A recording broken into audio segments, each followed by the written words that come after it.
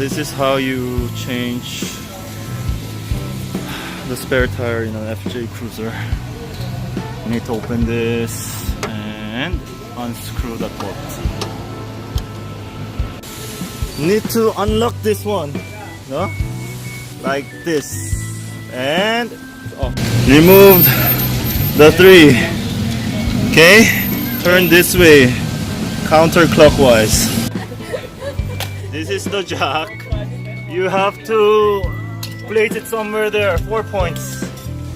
There, somewhere there, then there, and somewhere there. Whatever. Mine is at the rear. I'm changing it because there's a big nail.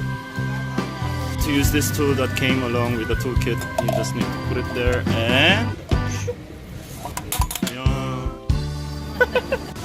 so this is how your FJ Cruiser looks like in the inside.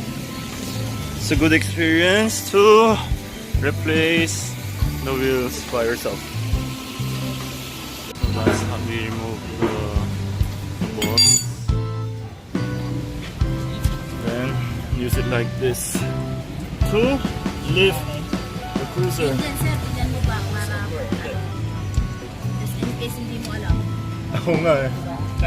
Leave the